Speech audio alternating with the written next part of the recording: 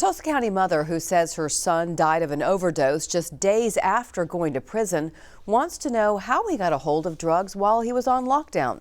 The Oklahoma Department of Corrections says it is constantly cracking down on contraband in prisons and continues to add resources to the fight.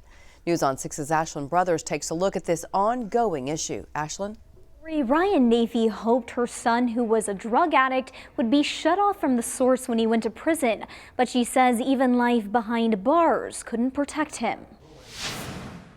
This is Daddy. Ryan Nafee received a devastating message from a prisoner who was using a contraband cell phone with news of her son's death. I don't know how to tell you this, but your son didn't wake up this morning. She says her son, Ryan Hamilton, overdosed at Dick Connor Correctional Center in Hominy on October 15th. He was in solitary confinement, so someone brought it to him. She called the prison frantic for answers. I said, well, believe it or not, my son's only been there 4 or 5 days, and I've got 5 or 6 different cell phone numbers. A few hours later, she got this video from the same prisoner who had messaged her. Right there in the orange, that's him laying on the top bunk. Maximum yards where, you death row and all that. A medium yard, you mean to tell me you can't handle the control of drugs? We know that for everything we see, something gets through, but anything that gets through, it's not from a lack of effort. As of November, DOC seized more than 31,000 contraband pills, a 600% increase from the previous year. Meth seizures inside prison walls went up 46%. With Oklahoma becoming such a big state for marijuana,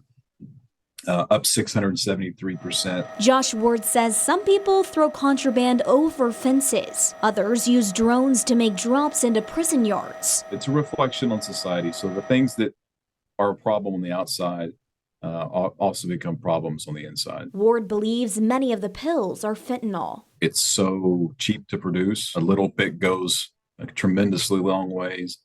And there's so much of it coming into this country every day. DOC has a unit assigned to combat contraband and recently added 6 new dogs that sniff everything from drugs to cell phones. We've actually stopped significant crimes from taking place outside the prison that were being called in by people inside prison. Ward says the punishment for sneaking things in can be ineffective for prisoners who are already serving long sentences. It's a non-stop arms race against people who have nothing but time on their hands. There are people that come into prison with as much technological knowledge as anyone in this agency. As for Ryan, she's frustrated her son was able to get drugs, and by the way she found out he died. And I don't know what else to say, but 2 thumbs down for me. Ryan says her son was more than a drug addict or a prisoner. He was a loving father with friends who cared about him. Pretty witty and funny. Yeah, he was cool. Anything you needed, he would help you out with. He was a good character. He never let anything get him down. Unconditional love for him. A place could be dull, and then when he showed up, it wasn't anymore. We'd have the whole conversations just with our facial expressions because we were that tight, you know what I mean?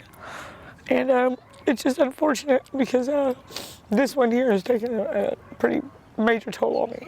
She says anyone who struggles with addiction should get help before it's too late. It's a killer, man. It will kill you. Yeah, he in there dead right now. You don't want it to be your mother up here.